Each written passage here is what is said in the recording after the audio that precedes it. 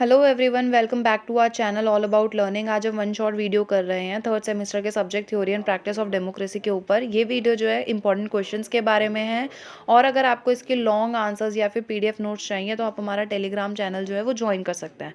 सबसे पहले हम शुरू करते हैं अब अपने फर्स्ट क्वेश्चन से।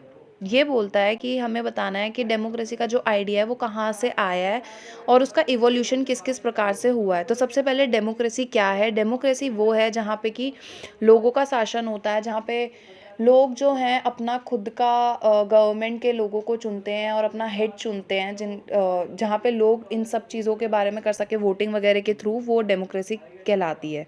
सबसे पहला पॉइंट है एंशियंट ग्रीस। जो आइडिया है डेमोक्रेसी का वो एंशियंट ग्रीस से ही आया है। वहाँ का एक सिटी स्टेट है जिसका नाम है एथेंस। वो 5th सेंचुरी में डेवलप हुआ और वहाँ पे सबसे पहले ये आइडिया ओरिजिनेट हुआ कि हमें सिटीजन्स की भागीदारी को लेना चाहिए, जो जनता है उनकी भागीदारी को हमें लेना चाहिए अगर हमें डेमोक्रेटिक स्टेट बनाना है तो। उसके बाद सेकंड है एथेनियन डेमोक्रेसी। इसमें एथेंस कहते हैं कि हम सारे सिटीजन्स तो नहीं ले सकते हैं, तो कुछ ऐसे एलिजिबल मेल्स जो हैं हम उनके पार्टिसिपेशन से हमारी जो स्टेट है उसको डेमोक्रेटिक बना सकते हैं, ताकि वो वहाँ पे आके वोट कर सके, हमारी लॉज और पॉलिसीज़ को जो है हेल्प कर सकें थोड़ा सा। उसके बाद आती है रोमन रिपब्लिक की बारी। रोमन रिपब्लिक में जो है प्रेजेंटेटिव के बारे में ज़्यादा बताया गया है कि अगर हमें जनता की बात सुननी है तो हम हर एक बंदा तो उठा नहीं सकते हैं जनता से, तो उनके पास एक रिप्रेजेंटेटिव होना चाहिए जो उनके बिहाफ पर आकर हमारे यहाँ पे अपनी बात को रख सके। उसके बाद हम बात करते हैं यूरोपियन इनलाइटमेंट के बारे में। तो यूरोपियन इनलाइटमेंट जो है वो 17 to 18 सेंचुरी के बीच में हम कहते हैं कि आता है। एंड इनके जो मेन थिंकर्स है जॉन लॉक एंड जीन जैक्यूज रोजे, इनके बारे में ये जो है मेनली बात करते हैं इंडिविजुअल राइट्स और पॉपुलर सॉवरिटी के बारे में। सॉवरिटी जो है वो मतलब एक तरीके से सुप्रीम उसमें दर्शाती है, जहाँ पे कि मोनार्क सिस्टम होता है, तो वो इन सब के बारे में ज़्यादातर बात करते हैं। उसके बाद हम बात करते हैं अमेरिकन रेवोल्यूशन के बारे में। तो जो अमेरिकन रेवोल्यूशन है वो 18 सेंचुरी के लेट तक हुआ था। जो यूनाइटेड स्टेट है ये सबसे पहला डेमोक्रेटिक रिपब्लिक बनने वाला कंट्री है, और इसमें जो है US constitution and bill of rights, ये बहुत इंपॉर्टेंट है, बिल ऑफ राइट्स, इसके बारे में बात की गई है। और जो ये बिल ऑफ राइट्स हैं ये लोगों के लिए ही बनाए गए हैं, सिटीजन्स के लिए, और ये हमारी एक मॉडर्न डेमोक्रेटिक प्रिंसिपल्स के बारे में थोड़ा डिटेल्ड इन्फॉर्मेशन देता है कि अगर आज की डेट में हमें डेमोक्रेसी स्टैब्लिश करनी है तो हम किन किन थीम्स के साथ कर सकते हैं। नेक्स्ट है हमारा एक्सपेंशन ऑफ डेमोक्रेसी। ये 19 to 20th सेंचुरी के बीच की बात करता है। ये तब की बात बताता है जब डेमोक्रेसी जो है हमारा वाइडली जो है हमारे पूरे वर्ल्ड में फैल रहा था। इसके लिए मूवमेंट्स हो रहे थे, कुछ सफरेज मूवमेंट्स हो गए या फिर सिविल राइट्स और डीकॉलोनाइजेशन मूवमेंट्स हो गए। इस टाइम पे इन्होंने ये बताया कि पॉलिटिकल पार्टीज़ का आना, उनकी पार्टिसिपेशन हमारी डेमोक्रेसी गवर्नमेंट के लिए कितना ज़्यादा ज़रूरी है। उसके बाद नेक्स्ट आता है हमारा मॉडर्न डेमोक्रेसी के बारे में। तो ये मॉडर्न डेमोक्रेसी हमारी आज की डेमोक्रेसी के फॉर्म को दर्शाता है। इसमें 3 तरीके की डेमोक्रेसी बताई गई है: liberal democracy, constitutional monarchs and parliamentary system. मैं इन तीनों के बारे में थोड़ा सा आपको बता देती हूँ ताकि आपको पता रहे कि ये तीनों है क्या। तो सबसे पहले लिबरल डेमोक्रेसी की बात करते हैं। लिबरल डेमोक्रेसी जो एक तरीके से वो ब्रांचेस में वर्क करती है, जहाँ पे आप मल्टी पार्टी सिस्टम, इसका एक बहुत बड़ा एग्जाम्पल है। नेक्स्ट आता है कॉन्स्टिट्यूशनल मोनार्क। कॉन्स्टिट्यूशनल मोनार्क के बारे में हम बात करें तो ये वो है जैसे कि ब्रिटेन की महारानी एलिजाबेथ वाला सीन, की मतलब जो मोनार्क सिस्टम होता है उनकी बहुत ज़्यादा इन्वॉल्वमेंट नहीं रहती है कॉन्स्टिट्यूशनल असेंबली में, और ये भी एक तरीके से लिबरली होता है, फ्रीडम वाला होता है, डेमोक्रेटिक होता है। लेकिन मोनार्क सिस्टम इसके साथ चलता है, बट बहुत ज़्यादा इनके अंडर काम नहीं करता है या फिर बहुत ज़्यादा इन पे सुप्रीमेसी से काम नहीं करता है। बहुत नॉर्मल स्टेजेस रहता है मोनार्क सिस्टम का, बट उनका जो प्रभाव है वो हमें जनता पे देखने के लिए बहुत ज़्यादा मिलता नहीं है। नेक्स्ट आता है पार्लियामेंट्री सिस्टम। पार्लियामेंट्री सिस्टम में क्या होता है कि वोटर्स जो होते हैं वो लेजिस्लेटिव ब्रांच को चुनते हैं, और लेजिस्लेटिव ब्रांच जो होते हैं वो चीफ एग्जीक्यूटिव को चुनते हैं। तो मतलब ये स्टेजेस में डिवाइडेड होता है। पार्लियामेंट्री सिस्टम का कहने का मतलब है कि लोगों का डायरेक्ट कनेक्शन नहीं होता है गवर्नमेंट से, बट वो अपने थ्रू कुछ ऐसे ब्रांचेस मेंबर्स को चुनते हैं लेजिस्लेटिव में, जो आगे जाके उनके चीफ एग्जीक्यूटिव को चुनते हैं। तो यहाँ पे हमारा सबसे पहला क्वेश्चन खत्म होता है। अगर आपको कोई डाउट है तो आप हमारा पीडीएफ पढ़ के वापस से कंफर्म कर सकते हैं। नेक्स्ट हम पढ़ते हैं मॉडर्न डेवलपमेंट इन डेमोक्रेसी के बारे में। तो सबसे पहले जो मॉडर्न आइडिया है हमारी डेमोक्रेसी का, वो हेल्प करता है हमारी सोशल, पॉलिटिकल और हमारी जो टेक्नोलॉजिकल लैंडस्केप है उसको भी थ्रू आउट जानने के बारे में कि हमारी डेमोक्रेसी इन तीनों में ही काम करती है। तो सबसे पहले इसके लिए हम पढ़ते हैं डिजिटल वाले के लिए डिजिटल डेमोक्रेसी। तो डिजिटल डेमोक्रेसी जो है वो हमें बताता है कि जो भी गवर्नमेंट हमारे लिए इंफॉर्मेशंस वगैरह देती हैं तो हमारे लिए ईजी हो जाता है उनको जानना। तो सबसे पहले तो ये एक्सेसिबल होती है इन्फॉर्मेशन के लिए, प्लस कोई भी पॉलिटिकल पार्टी का कुछ भी चल रहा है या हमें उसमें कोई सजेशन देना है तो हम उसमें इंगेजमेंट रख सकते हैं, अपनी इंगेज हो सकते हैं और उसमें अपनी कोई राय वगैरह भी रख सकते हैं डिजिटली। तीसरी चीज़ आती है पार्टिसिपेट करना, कोई भी ऑनलाइन प्रोसीजर हो रहा है जैसे वोटिंग होती है किसी छोटी छोटी चीज़ों के लिए, या कोई एजुकेशन मिनिस्टर कोई लॉ वगैरह निकालता है तो उसके लिए हमारे पास एक्सेसिबल जानकारी हमारे पास फटाफट से आ जाती है डिजिटली। तो उन सब चीज़ों में हमारा काम करता है डेमोक्रेसी, हमारी अपनी राय रखने के लिए, राइट टू इन्फॉर्मेशन प्लस हमारी जो भी सजेशंस हैं उनके लिए भी। दूसरा है इसमें पॉइंट कि सोशल मीडिया के बारे में, कि अगर ज़रूरी नहीं है कि आप ऑनलाइन प्रोसीजर जो भी गवर्नमेंट चला रही है कैंपेन्स वगैरह उन्हीं में हिस्सेदारी लो। अगर आपको कोई अलग से कोई मुद्दा उठाना है या किसी के बारे में बात करनी है, कोई मेन थीम है जिसको आपको बताना है कि हाँ हमारी गवर्नमेंट इस पर भी ध्यान दे, तो उसके लिए भी आप सोशल मीडिया साइट्स पर जाकर अपनी बातों को रख सकते हैं। नेक्स्ट पॉइंट है हमारा ई गवर्नेंस के बारे में। इसमें मोस्टली जो है वो हमारा ये है कि जो भी गवर्नमेंट हमें प्रोवाइड कराती है इलेक्ट्रॉनिक उसके थ्रू, मतलब डिजिटली, वो हमारे पास जल्दी से पहुंच जाए और हम उसमें भी पार्टिसिपेशन कर सकें। और प्लस इसमें जो एक मेन थीम है वो है ई पिटिशंस डाल सकते हैं, यानी कि हम लॉ में भी अपना जो है डिजिटली योगदान दे सकते हैं। नेक्स्ट है ट्रांसपेरेंसी एंड अकाउंटेबिलिटी। इसके बारे में बात करते हैं। तो सिटीजन्स जो हैं वो सिविल सोसाइटी ऑर्गेनाइजेशंस हो गया या मीडिया वगैरह हो गया, सिटीजन्स इसमें पार्टिसिपेट करते हैं ताकि वो गवर्नमेंट जो भी हमारी कर रही है उसकी जांच पड़ताल कर सके। जैसे अगर मीडिया को कोई चीज़ गलत पता चलती है हमारी गवर्नमेंट के बारे में तो वो फटाफट से जाके उनसे क्वेश्चन कर सकती है। नेक्स्ट है open data initiatives and freedom to information law. Like अगर आपको कुछ भी पूछना है अपनी गवर्नमेंट से या फिर कुछ भी उन्होंने जो भी लॉज बनाए हैं, हमारी डेमोक्रेसी है हमारे पास कि हम उनसे जाके क्वेश्चन कर सकते हैं उनकी ट्रांसपेरेंसी के लिए कि हमें बताओ कि आपने ये सब क्यों करा है, या फिर जो भी आप हमारे लिए लॉज वगैरह बना रहे हो वो क्यों बना रहे हो। तो उनके लिए हम कुछ भी उनसे जाके पूछ सकते हैं। तो वो ट्रांसपेरेंसी प्लस अकाउंटेबिलिटी दोनों ही हमें प्रोवाइड कराता है। नेक्स्ट आता है participatory budgeting. Like public funds के लिए वो जो भी कर रहे हैं, जो भी बजट सेट कर रहे हैं, उसमें अब के टाइम पे पब्लिक जाके अपना ओपिनियन रख सकती है कि आप यहाँ बजटिंग ऐसे ऐसे तरीके से भी कर सकते हैं। नेक्स्ट आता है सिविल सोसाइटी एंड एक्टिविज्म। इसके अंदर सिविल सोसाइटी ऑर्गेनाइजेशन और कुछ मूवमेंट्स ऐसे जो कि हमारी पब्लिक पॉलिसीज़ को शेप करने में हेल्प करते हैं। नेक्स्ट आता है एक्टिविज्म के अंदर आ जाता है जैसे कि प्रोटेस्ट करना, डेमोन्स्ट्रेटिव्स हो गया, या फिर सोशल हमारे जो मूवमेंट्स हैं ताकि लोग अपनी डिमांड्स को हैं वो खुलकर रख सकें। इसके बारे में हम बात करते हैं तो हमारी ये भी डेमोक्रेसी के अंदर ही आ जाता है। नेक्स्ट है इलेक्टोरल रिफॉर्म्स, जैसे कि कुछ ऐसे प्रोसीजर्स जैसे electoral reduce barriers to entry. Like अगर हमें कोई भी आजकल रिफॉर्म्स किए जा रहे हैं ताकि जो और लोग हैं उन वो पॉलिटिक्स में आ सकें, सिर्फ अमीर लोग नहीं या फिर कुछ एक क्वालिफाइड लोग नहीं, बट अगर किसी को लगता है कि हाँ भाई वो लोग कर सकते हैं पॉलिटिक्स में आके, तो वो ज़रूर आगे आएँ। तो उसके लिए जो भी बैरियर्स थे पहले पैसों वगैरह को लेकर या एक दायरा बना रखा था उन सबको कम कर दिया गया है ताकि बाहर के लोग ज़्यादा से ज़्यादा इसमें पार्टिसिपेट कर सकें और हमारे पॉलिटिक्स में आकर हमारे देश का कुछ कर सकें अच्छा सा भला। नेक्स्ट आता है रिफॉर्म्स के बारे में। अगर हम बात करें तो कुछ रिफॉर्म्स हुए हमारे इलेक्टोरल रिफॉर्म्स जिनके नाम यहाँ पे दिए गए हैं। Proportional representation, rank choice voting and campaign finance, ये कुछ ऐसे रिफॉर्म्स हैं। नेक्स्ट पॉइंट है वुमेन्स पॉलिटिकल पार्टिसिपेशन के ऊपर, जो कि सबसे पहले हमें ये बताता है कि ये क्यों डाला गया है स्पेशली कि वुमेन्स जो है वो पॉलिटिकल पार्टी में पार्टिसिपेट कर सकें ताकि हम इक्वालिटी को इस्टेब्लिश कर सकें। सिर्फ ऐसा ना हो कि हमें सारे मेंस दिखाई दें। तो अगर सारे मेंस होंगे तो वो वुमेन का जो मुद्दा है, वुमेन का जो पर्सपेक्टिव है, वो उसको रिप्रेजेंट करने वाली भी कोई वुमेन चाहिए हमें उन सब मेंस के बीच में। तो इक्वालिटी वाले पॉइंट ऑफ व्यू से हमारी वुमेन्स के लिए भी पॉलिटिकल पार्टिसिपेशन को बढ़ाया गया है। तो इसके लिए हमें क्या करा गया है कि जो वुमेन्स की पार्टिसिपेशन है उनकी रिप्रेजेंटेशन के लिए लेजिस्लेशन एंड लीडरशिप पोजीशंस के लिए कुछ क्वालिफाइड सीट्स उनके लिए रिजर्व करके रखे जाते हैं। लास्ट पॉइंट है चैलेंजेस टू डेमोक्रेसी की। मेन चैलेंजेस क्या हैं हमारी डेमोक्रेसी में। तो सबसे पहले जो हमारे यहाँ पे पॉपुलरिज्म होता जा रहा है, लोग बढ़ते जा रहे हैं, जनसंख्या जो है वो बढ़ती जा रही है, तो डेमोक्रेसी के लिए खतरा है। दूसरा है इसमें point erosion of democracy norms की, जो भी डेमोक्रेसी के लिए जो भी मतलब कुछ आड़े टेढ़े नॉर्म्स बना दिए गए हैं अपनी मर्जी से लोगों के बीच में, ताकि सोसाइटी अपने हिसाब से डेमोक्रेसी को ढाल सके, वो भी एक गलत है, क्योंकि लोग जिस हिसाब से डेमोक्रेसी को पोर्ट्रे करते हैं वो एक्चुअल में हमारे लॉ में वैसी डेमोक्रेसी नहीं है। तो जो लोगों का जो खुद का एक डेमोक्रेसी वाला पर्सपेक्टिव है वो हमारी एक्चुअल डेमोक्रेसी के लिए बहुत बड़ा खतरा है।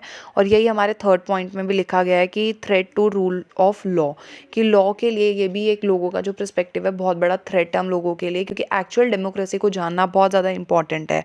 हमारे जो मेन कंसर्न्स है डेमोक्रेसी को लेके वो भी एक खतरा है, जैसे कि डिसइंफॉर्मेशन या फिर इलेक्टोरल इंटरफेरेंस।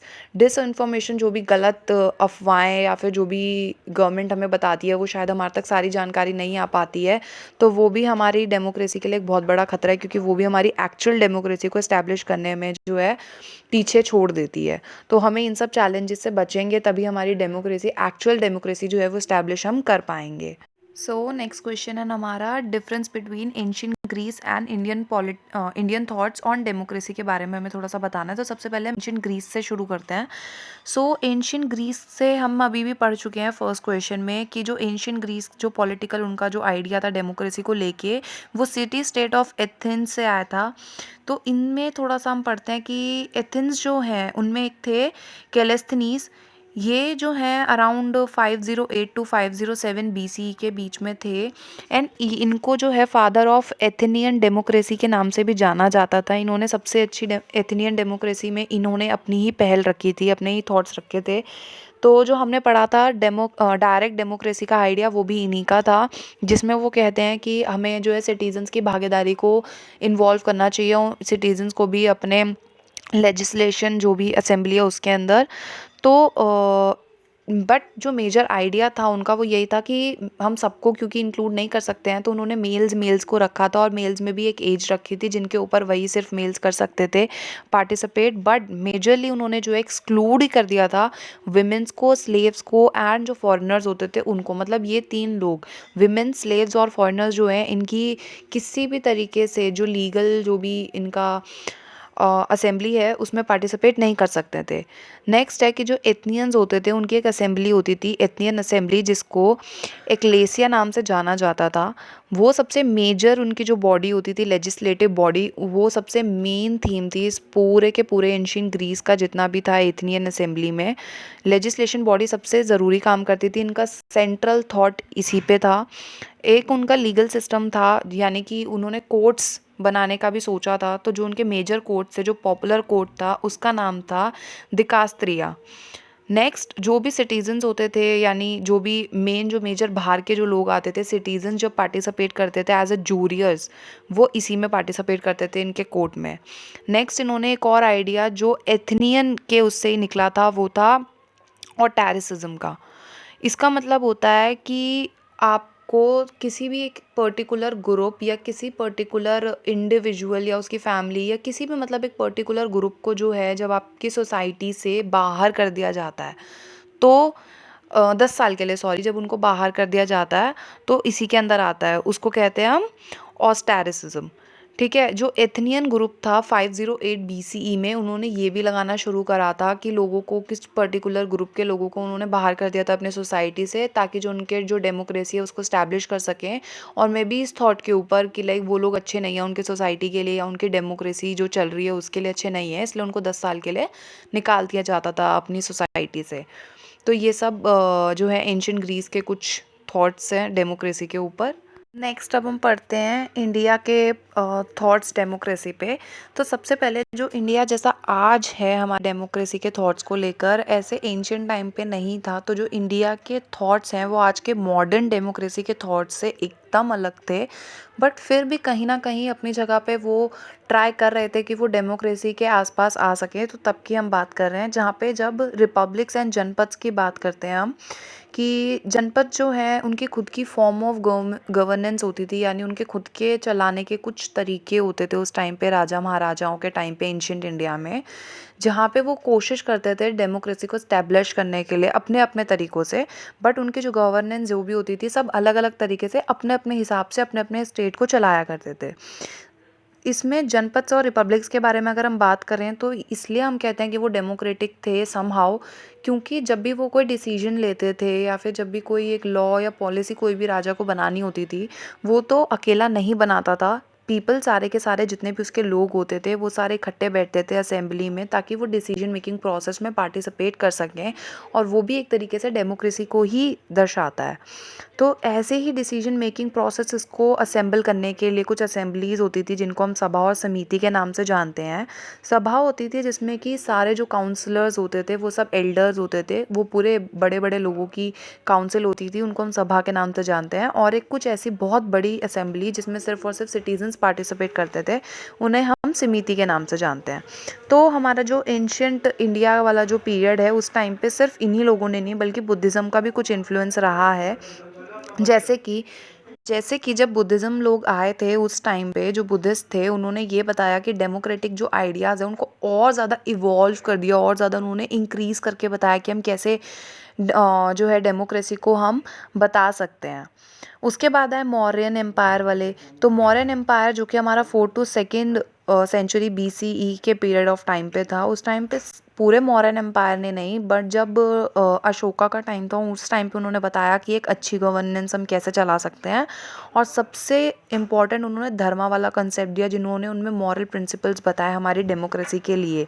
ठीक है, जो कि एग्जैक्ट अगर हम बोलें तो डेमोक्रेसी नहीं हो सकती है, लेकिन वो मेनली जो है जस्टिस के प्रिंसिपल्स और गवर्नेंस की बात करते हैं, ताकि उसमें डेमोक्रेसी को लाया जा सके। उसके बाद हम बात करते हैं मिडीवल पीरियड के बारे में। तो मिडीवल पीरियड आते आते जो है रीजनल किंगडम्स और सुल्तनत जो ये सारी थी, ये सब बहुत ज़्यादा आ चुके थे हमारे इंडिया में। इन लोगों ने जो है मेजरली पार्टिसिपेटरी गवर्नेंस के बारे में बात कर रही थी, जहाँ पे उन्होंने लोकल काउंसिल्स बनाया डेमोक्रेसी के लिए, जो कि पंचायत और पार्लियामेंट्स वगैरह जैसे नामों से जाने जाते हैं। और ये हमारे डिसीजन मेकिंग प्रोसेसेस में सबसे ज़्यादा हेल्प करा, और इन्होंने ही मतलब डेमोक्रेसी को लाने में काफ़ी ज़्यादा हेल्प करी हम लोगों की। नेक्स्ट टॉपिक है हमारा कॉन्स्टिट्यूशनलिज्म।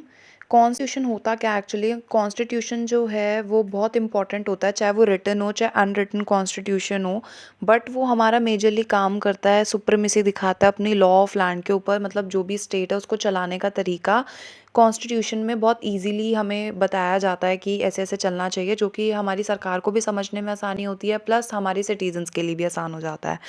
तो कॉन्स्टिट्यूशन जो होता है वो कुछ लाइक फंडामेंटल रूल्स प्रिंसिपल्स और लॉज को लेके होता है, ताकि हम कैसे गवर्न कर सकते हैं इनके प्रिंसिपल्स के ऊपर होता है। और ये हमारी गवर्नमेंट को पावर देता है, प्लस उन्हें शेप करने में हेल्प करता है कि हमारी गवर्नमेंट क्या क्या काम कर सकती है हमारे पब्लिक के लिए, या फिर कैसे कैसे काम कर सकती है।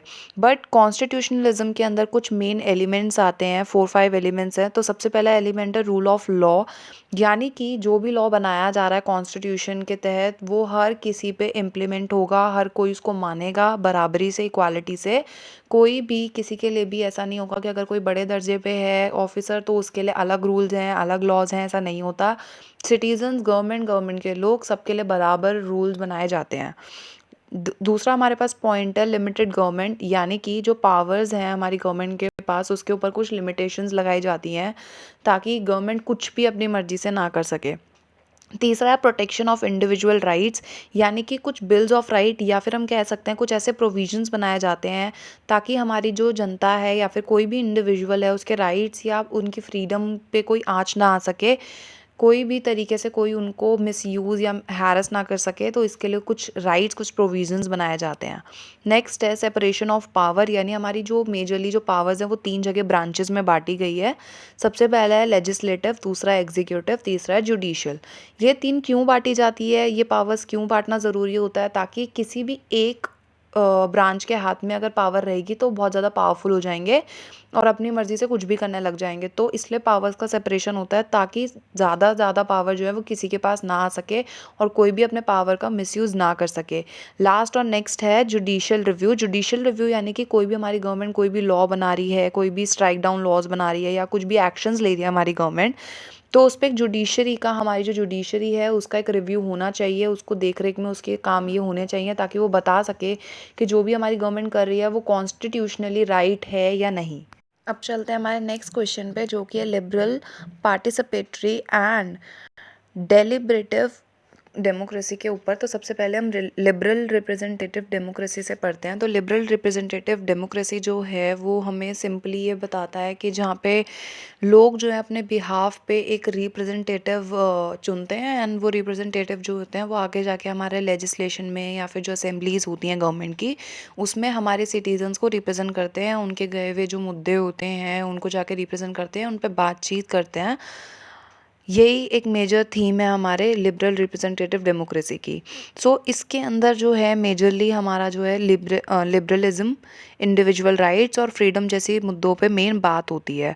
प्राइवेट प्रॉपर्टी हो गया, इक्वालिटी हो गया, या लॉ या फिर फ्रीडम वगैरह, हमारी स्पीच, हमें बोलने की आज़ादी दी जाए, सेक्युलरिज्म के बारे में, ये सब सारे जितने भी राइट्स हैं ये सब लिबरल राइट्स के अंदर आ जाते हैं। लिबरल डेमोक्रेसी जो है वो टाइम टाइम पे जो है इलेक्शंस होल्ड करती है, और कोई भी नया बंदा है ताकि उसको भी एक मौका मिल सके, इस वजह से उनके लिए सारे बैरियर्स को भी कम कर दिया गया है, जैसे हमने पहले भी पढ़ा था, ताकि हमारी जो पॉलिटिकल पावर्स हैं वो कोई बंदा, एक नया बंदा या फिर जो भी कोई नया रिप्रेजेंटेटिव है या हमारी कोई भी नई पॉलिटिकल पार्टी है उसके पास भी जा सके। इस वजह से लिबरल डेमोक्रेसी का जो एक फॉर्मेट है पूरा नए नए तरीके से इलेक्शंस करना, वो सब रखा गया है। इसके अंदर कुछ मेजरली कुछ फीचर्स दे रखे हैं लिबरल रिप्रेजेंटेटिव डेमोक्रेसी के, जैसे कि कॉन्स्टिट्यूशनलिज्म, ये हम पढ़ चुके हैं इसके बारे में। नेक्स्ट है सेपरेशन ऑफ पावर्स, इसके बारे में भी हम पढ़ चुके हैं, 3 तरीके की पावर्स के बारे में। नेक्स्ट है फेयर एंड फ्री इलेक्शंस, जैसे कि जो भी इलेक्शंस हुए हैं वो फेयर तरीके से किए जाएं और उनको हर किसी के लिए ओपन किया जाए कि कोई भी इलेक्शंस में पार्टिसिपेट कर सकता है। नेक्स्ट है protection of individual rights and freedom, जो भी इसके बारे में भी हम पढ़ चुके हैं, जो भी राइट्स है या फिर किसी इंडिविजुअल की फ्रीडम है उसके प्रोटेक्शन के लिए भी कुछ प्रोविजंस बनाए गए हैं गवर्नमेंट के through. And rule of law, कि सबको बराबर से जो है हमारे को लॉ का अधिकार, मतलब उसका पालन करना चाहिए, कि हर किसी के लिए बराबर लॉ है, हर किसी को मानना ही पड़ेगा, फिर चाहे कोई हेड है या कोई स्वीपर है, सबको बराबर से मानना पड़ेगा। नेक्स्ट है इसके टाइप्स। तो सबसे पहले प्रेसिडेंशियल डेमोक्रेसी। प्रेसिडेंशियल डेमोक्रेसी में जो स्टेट का जो हेड होता है वही हेड होता है हमारी गवर्नमेंट का भी, और वो इलेक्ट किया जाता है हमारी लेजिस्लेटिव ब्रांच से। और ये वाला जो प्रेसिडेंशियल डेमोक्रेसी है ज़्यादातर यूएस या फिर लैटिन अमेरिका में चलता है। दूसरा है हमारा पार्लियामेंट्री डेमोक्रेसी। पार्लियामेंट्री डेमोक्रेसी मतलब कि जो हमारा हेड होता है गवर्नमेंट का, जैसे कि पीएम, वो चुना जाता है हमारी लेजिस्लेटिव ब्रांच यानी कि पार्लियामेंट के थ्रू। और ये वाला जो पार्लियामेंट्री डेमोक्रेसी है ये फॉलो किया जाता है यूके में, जर्मनी में, कनाडा एंड ऑस्ट्रेलिया जैसी जगहों पे। Constitutional monarchy. कॉन्स्टिट्यूशनल मोनार्की के बारे में हम ऑलरेडी पढ़ चुके हैं। इसमें जो होता है हेड ऑफ स्टेट जो होता है वो मोनार्क होता है, बट जो हेड ऑफ गवर्नमेंट होता है वो एक डेमोक्रेटिक लीडर होता है, यानी कि उसको इलेक्शंस के थ्रू ही चुना जाता है। इसमें एग्जांपल्स हैं हमारे UK, Sweden, Norway, Denmark and Netherland जैसे कुछ जगह। फेडरल डेमोक्रेसी इसका नेक्स्ट टॉपिक है, जिसमें कि पावर डिवाइड होती है 2 जगहों पे, जैसे कि सेंट्रल एंड रीजनल और स्टेट गवर्नमेंट। ये वाला जो है फॉलो किया जाता है US, Germany, Canada and Australia जैसी जगहों पे, और स्विट्ज़रलैंड में भी। नेक्स्ट है सेमी प्रेसिडेंशियल डेमोक्रेसी। इसमें जो हेड ऑफ स्टेट यानी कि प्रेसिडेंट होता है और हेड ऑफ गवर्नमेंट अलग यानी कि पीएम होता है। नेक्स्ट हम पढ़ते हैं इसकी कुछ वीकनेसेस, यानी लिबरल रिप्रेजेंटेटिव डेमोक्रेसी की कुछ वीकनेसेस हैं, जैसे कि स्लो डिसीजन मेकिंग, क्योंकि कुछ इम्पॉर्टेंट बातें जो हैं, क्योंकि रिप्रेजेंटेटिव अपने आप को बताते हैं और अलग अलग पार्लियामेंट में बातें जाती हैं, उसके बारे में चर्चाएँ होती हैं, फिर एक जना पास करता है, फिर दूसरा जना पास करता है, अगर प्रेसिडेंट को नहीं समझ आता है वो वापस से भेजता है। तो ये जो पूरा प्रोसेस है डिसीजन मेकिंग का, ये बहुत टाइम लगा देता है, जिसमें कि कुछ इंपॉर्टेंट अगर कोई मुद्दे हैं वो स्किप हो जाते हैं, वो उतनी जल्दी से नहीं ले सकते हैं इतने डिसीजंस, तो वो थोड़ा हमारा वीकनेस में आ जाता है। नेक्स्ट है मेजॉरिटी रूल, जैसे कि हमने पढ़ा है कि सॉवरेनिटी जो है इसमें फॉलो की जाती है। इस वजह से कई बार क्या होता है कि जो मेन जो लोग हैं, जो मेजॉरिटी है, गवर्नमेंट उन पे में भी ध्यान देती है जल्दी से, क्योंकि वो लोग ज़्यादा होते हैं बात करने वाले। जैसे कि फॉर एग्ज़ाम्पल अगर कुछ लोग हैं उनको वो जॉबलेस घूम रहे हैं, अगर थोड़े से लोग जॉबलेस घूम रहे हैं तो कोई फ़र्क नहीं पड़ता है गवर्नमेंट को, लेकिन अगर बहुत सारे लोग जॉबलेस घूम रहे हैं तो कोई गवर्नमेंट उसमें जो है फटाफट से कोई एक्शन लेती है। तो ये एक वीकनेस है, क्योंकि गवर्नमेंट को हर किसी के बारे में इंडिविजुअली भी सोचना चाहिए। वही हमारी डेमोक्रेसी का मेन थीम भी है। नेक्स्ट आता है वोटर अपैथी, जैसे कि मेजॉरिटी में रहने वाले तो ठीक है, बट जो माइनॉरिटी के लोग हैं वो कई बार पावर्स को वैसे होल्ड नहीं कर पाते हैं जैसे कि मेजॉरिटी के लोग कर पाते हैं।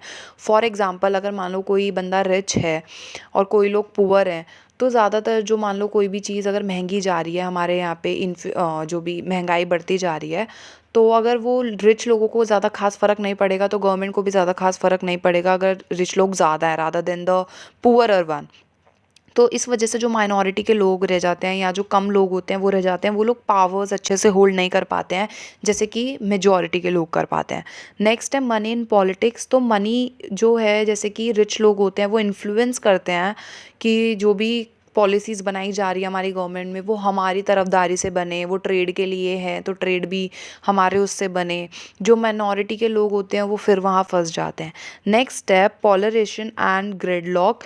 इसमें ज़्यादा कुछ नहीं है, बट इसमें ये बताया था कि बहुत सारे अलग अलग जो लोग होते हैं उनके अलग अलग थॉट प्रोसेसेस होते हैं जो कि हमारे जो डिसीजन मेकिंग प्रोसेस है उसमें एक बाधा बन के उभरते हैं, और उन्हीं की वजह से जो है कई सारे मेजर डिसीजंस जो हैं लेने में हम देर कर देते हैं।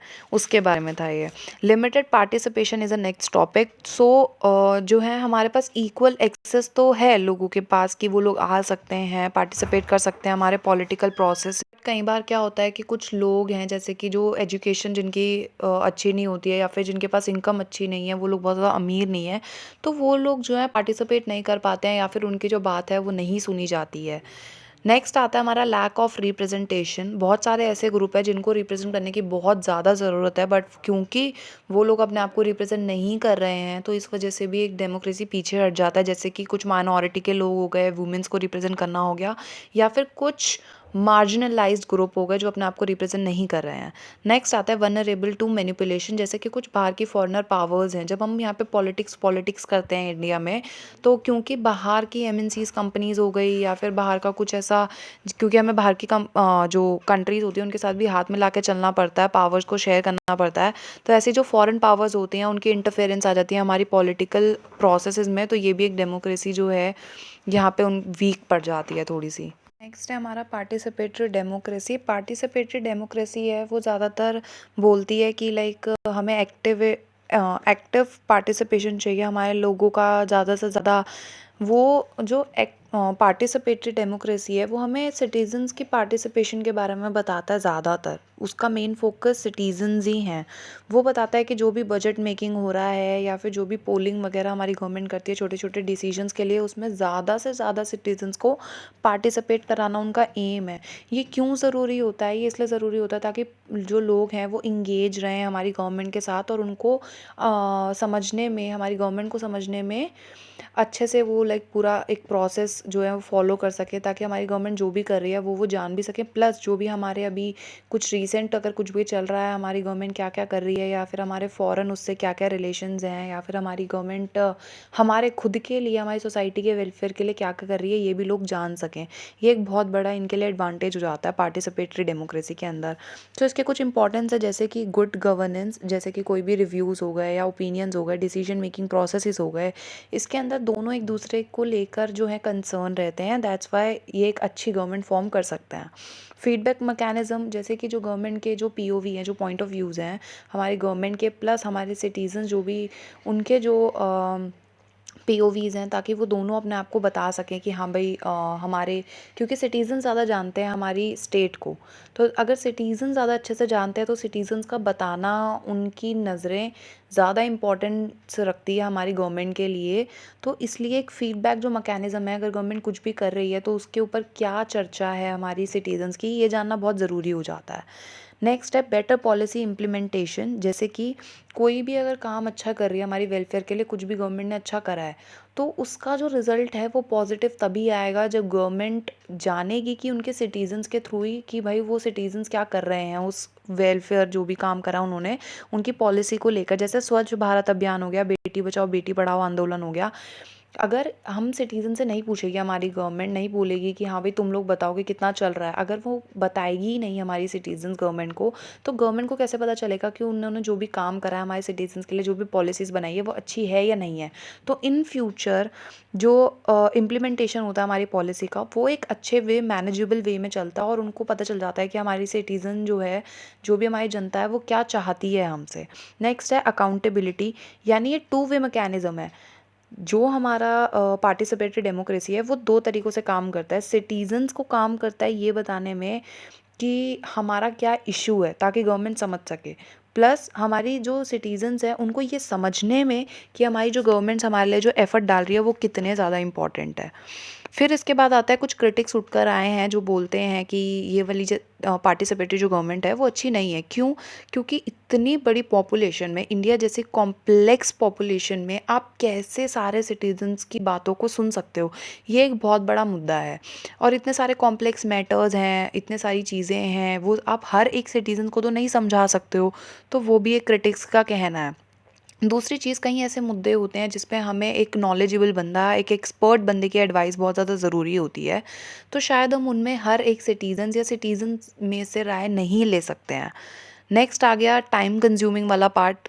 कुछ क्रिटिक्स कहते हैं कि टाइम कंज्यूमिंग चीज़ें हैं, मतलब पब्लिक से पूछना, उनके ओपिनियंस एक एक करके मांगना बहुत हेक्टिक हो जाता है, क्योंकि इतने सारे लोग हैं, इतनी सारी डिबेट्स होंगी लोगों के बीच में, तो चीज़ें जो है डिले हो जाती है और बहुत सारे ऐसे मैटर्स जो बहुत ज़रूरी मैटर्स हैं वो भी लेट हो जाएंगे। तो हमें ये सब नहीं करना चाहिए।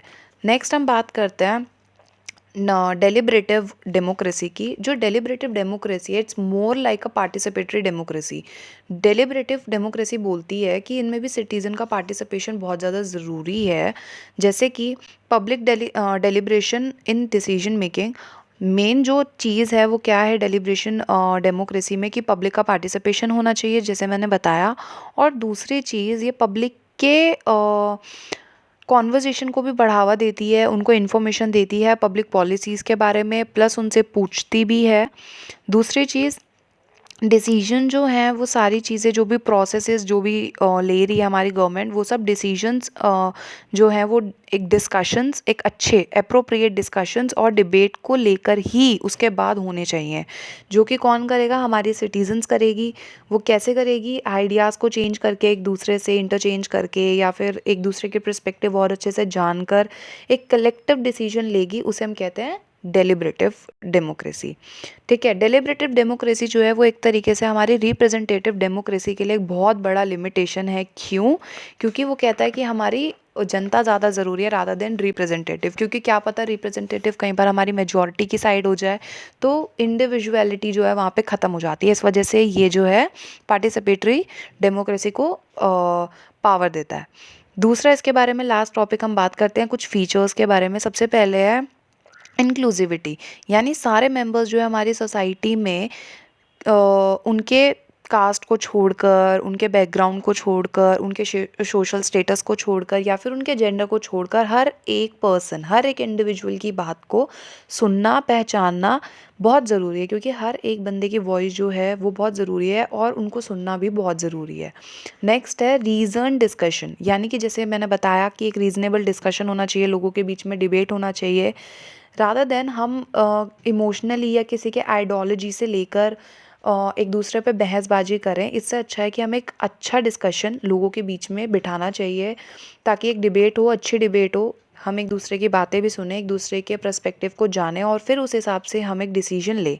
तीसरा है इक्वालिटी ऑफ पार्टिसिपेशन, यानी कि हर एक पर्सन को हक होना चाहिए कि वो पार्टिसिपेट करे इन डिस्कशंस में जो गवर्नमेंट के थ्रू होती हैं, ताकि कोई भी पर्सन पीछे ना रह जाए, या कोई भी डोमिनेटिंग बंदा या डोमिनेटिंग ग्रुप जो है वो आगे ना चला जाए कॉन्वर्जेसन में। तो हर एक इंडिविजुअल का आना इसमें बहुत ज़रूरी होता है। नेक्स्ट है रिस्पेक्टफुल डायलॉग, यानी कि अगर कोई भी पर्सपेक्टिव, कोई भी अपने बारे में बता रहा है, चाहे कोई पर्सन उसके लिए सहमत है या नहीं है, लेकिन हमें हर किसी की वैल्यू करनी चाहिए, हर किसी को रिस्पेक्ट करना चाहिए, क्योंकि हर किसी का अपना अपना पर्सपेक्टिव होता है। कोई किसी बैकग्राउंड से उठकर आता है, कोई किसी बैकग्राउंड से उठकर आता है, तो उनके जो माइंडसेट्स होते हैं वो एक दूसरे से बहुत अलग होते हैं। बट इसका मतलब ये नहीं है कि हम लोग जब हम डिबेट करें, बहसबाजी करें, तो हम लड़ पड़े उनके साथ, क्योंकि हमें एक शांति पूर्वक डिसीजंस पे आना होता है। इस वजह से हमें जो है बहुत ज़्यादा वैल्यू करनी चाहिए एक दूसरे के पर्सपेक्टिव की, प्लस उनके रिस्पेक्ट करनी चाहिए। तो ये था आज का हमारा पूरा टॉपिक। आपको इसके बारे में कोई भी इनर इन्फॉर्मेशन चाहिए हो या फिर लॉन्ग आंसर्स में पीडीएफ चाहिए हो, तो आप हमारे इंस्टाग्राम पेज पे जाके टेलीग्राम पेज पे जाके हमें फॉलो कर सकते हैं। Thank you.